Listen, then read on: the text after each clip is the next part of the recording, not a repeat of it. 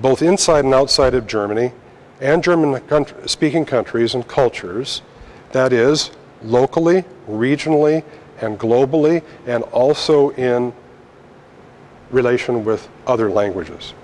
With respects to literary text, there are countless examples of hybridity in both the forms they take as well as in the nature of their representations. This is especially true of German literature around 1800, at the time of the second wave of the Age of Discovery.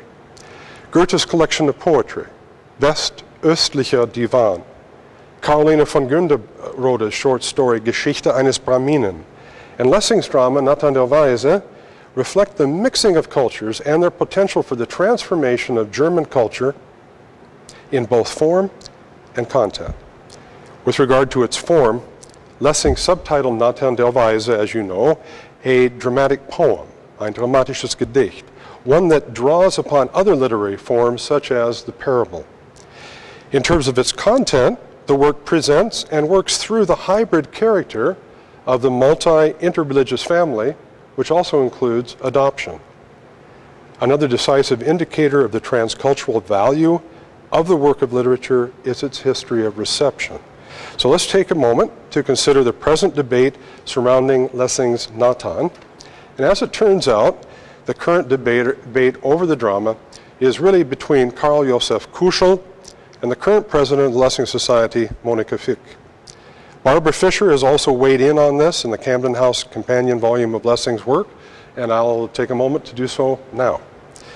With respect to Lessing's Nathan, Kuschel submits that there is no other work in the history of German literature which on the one hand mirrors the potential for conflict between Judaism, Christianity, and Islam, and on the other hand, at the same time, offers a model for reconciliation between Jews, Christians, and Muslims.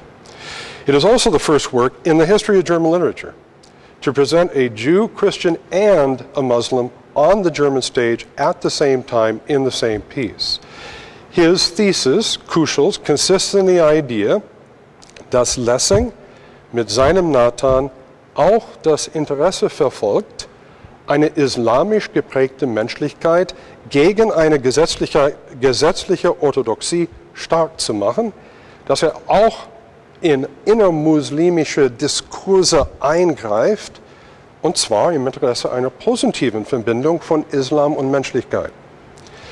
Monika Fick attributes to Lessing a Sünde, Gnade, Erlösungszusammenhang. She positions him traditionally and historically within the Protestant tradition. As you know, Lessing was a PK, a pastor's kid. Or you could also say that he was a TO, which is a theologian's offspring.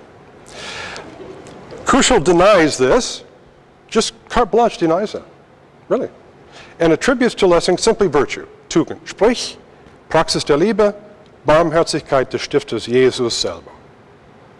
We've heard that. We heard that from Reimarus. We find it in David Strauss. We find it in Friedrich Nietzsche. There's a whole history, let's say, of the idea of, well, you know, the institution of Christianity is really suspect, but boy, the model of Jesus, what a wonderful example of humanity. Nietzsche shares that. Reimarus did. Strauss, many others all the way up, but Kuschel does. On this point, then, Kuschel follows Reimarus, Strauss, and Nietzsche, all of whom admired Jesus. I wish to propose that Kuschel's and Fick's positions are not mutually exclusive. First, Lessing was the son of a pastor who was raised in a rather orthodox parsonage, even though his father had, according to Brickleib, a transprovinzielle Haltung. As such, it is inconceivable that he would have left his early education and his upbringing, his Erziehung, behind. How do you do that? How do you leave your upbringing behind? Second, as a Lutheran, Lessing knew full well the significance of Jesus, but more with respect to love and forgiveness. I propose that the ending of Lessing's Nathan der Weise is a gateway to the third transcultural space of what we today call the interfaith movement. And at this location, the three world religions carry on an intercultural dialogue while retaining the distinctiveness that is the authenticity of their spiritual convictions. Barbara Fisher objects to the extreme to which Kuschel goes when he calls Lessing's Nathan ein pro-muslimisches Stück, and rightly so. Lessing's interest here is in equality, not separatism.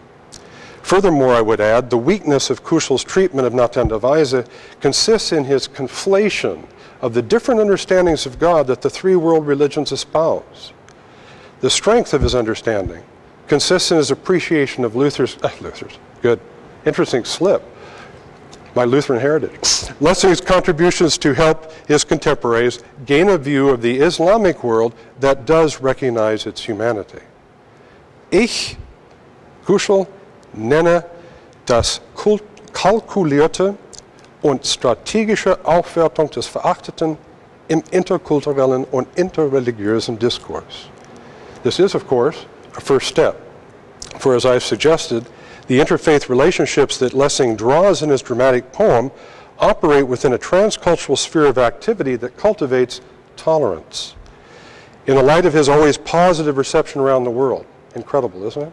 It's always positive. We see that from the 2000 Lessing yearbook. That blew me away, what people did in Vanderbilt in terms of reception of Lessing abroad. By virtue of that, Lessing has become a part of not just cultural or collective memory, but really what I'm now suggesting, transcultural memory.